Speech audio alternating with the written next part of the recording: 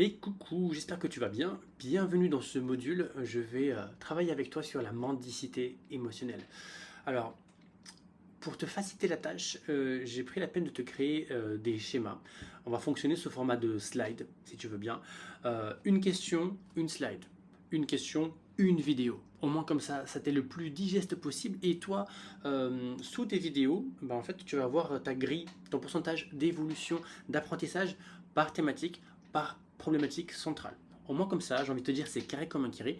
Donc, on va pouvoir débuter. Donc ici, qu'est-ce que c'est la mendicité émotionnelle? Alors j'aimerais te le présenter sous format d'un cycle, d'accord?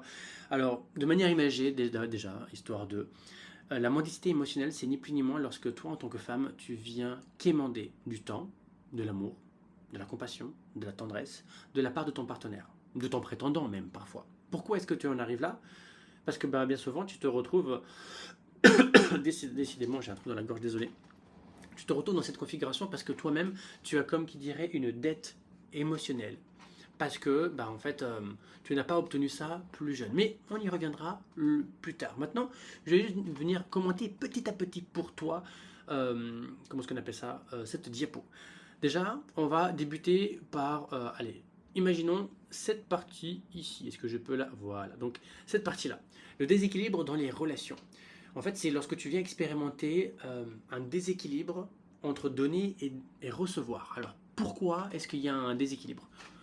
Bien souvent, tu te dis, tu tombes sur des mecs en fait qui sont en incapacité de te donner. Bon, ça t'empêche pas pour autant de tenter l'expérience encore et encore. Ton problème ici n'est même pas de tomber sur des prétendants de mauvaise qualité, c'est que quand tu es à leur côté, tu vas t'entêter à briller dans les yeux de cet aveugle. Et quand tu vas faire ça, en fait, je vais te donner une image. L'image du livre. Imaginons que ta relation avec cet homme soit un livre. Dès le départ, qu'est-ce qui va se passer de ton côté? Tu vas te projeter.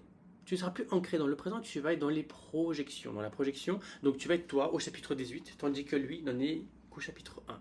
Lorsque tu fais ça, structurellement, étant au chapitre 18, tu vas t'impliquer 18 fois plus que lui. Mais si tu t'investis 18 fois plus que lui, que va-t-il se passer?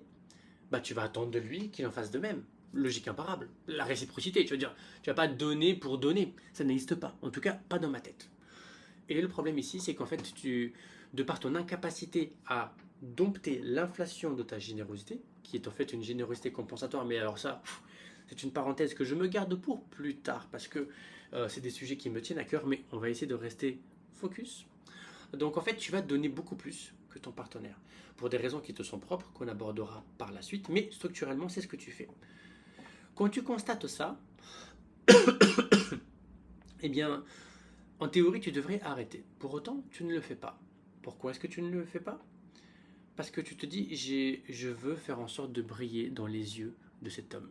Et c'est là où tu arrives sur la deuxième phase, où tu espères une forme de réciprocité. C'est là où tu vas commencer à croiser les doigts, à croiser les orteils, à activer le mode Inch'Allah pourvu qu'il réalise à quel point je suis la bonne pour lui.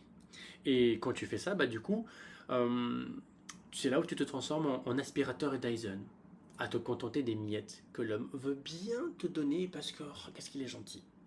Tu me vois venir? Ok. Donc maintenant, une fois que tu as fait l'état des lieux, où tu constates qu'il est dans l'incapacité de te fournir le nécessaire, eh bien, c'est pas grave, puisque tu t'es déjà investi. Tu connais le syndrome du foutu pour foutu ou niqué pour niqué? C'est exactement la même chose. Tu t'es entêté. Et maintenant que ça fait X semaines, voire X mois, que tu t'es embourbé dans cette relation, tu n'as quand même pas fait tout ça pour rien. Donc, que fais-tu? Tu vas d'autant plus t'engager à ses côtés parce qu'il va bien finir par me regarder dans la façon dont j'ai besoin qu'il me regarde. Sauf que en faisant ça, sans même t'en rendre compte, tu viens éroder ton capital confiance parce que tu fais un Black Friday sur ton popotin. Maintenant qu'on en est là, on arrive sur la négligence. Là, le problème, c'est plus tant le comportement que lui a envers toi, c'est ce que toi tu as toléré. Parce qu'en fait, la vie ne va jamais te donner ce que tu demandes. Elle va te donner plutôt explicitement ce que tu es en capacité de l'accueillir. Autrement dit, ce que tu assumes. Et là, en fait, bah, tu n'assumes pas tes besoins. Preuve en est, en fait, tu viens donner, mais tu as tellement peur que celui-ci, cet homme, te glisse entre les doigts que tu n'oses même pas verbaliser tes besoins. N'osant pas verbaliser tes besoins, tu peux être sûr et certaine que cet homme en face de toi ne sera pas en capacité de les résorber. Parce que déjà de base, quand il a le mode d'emploi intitulé «Voici comment rendre heureuse, voici comment oui, rendre heureuse madame», il a beau l'avoir ce mode d'emploi, c'est pas pour autant qu'il va l'utiliser. Tu me comprends? Donc là maintenant que tu lui arraches au compte-goutte une petite page ici et là, ben en fait c'est ça qui risque de changer. Si tu oses assumer tes besoins, si tu les assumes, excuse-moi, tu vas les verbaliser. Si tu les verbalises, alors tu viens asseoir leur légitimité. Tant que tu les censures, tant que tu les gardes pour toi, c'est le serpent qui se mord la queue. Donc ici, la mendicité émotionnelle, j'espère que tu l'as compris, c'est un bourbier. C'est une synergie négative qui démarre de toi. Alors je sais, tu vas te dire, mais attends, mais c'est à cause des mecs. Alors, en partie. Mais moi, tout du long de mon accompagnement ici, je vais mettre le focus sur les choses qui sont 100% tributaires de toi, pour une raison très simple. C'est que si c'est tributaire de toi, c'est sous ton contrôle. Si c'est sous ton contrôle, ça veut dire qu'on peut œuvrer à modifier les choses pour que ça te soit plus profitable, plus bénéfique. Tu me comprends? Donc, je vais arrêter déjà ce premier module ici, sur cette première phase, et je t'attends tout de suite dans la deuxième slide avec une nouvelle problématique de la mendicité émotionnelle.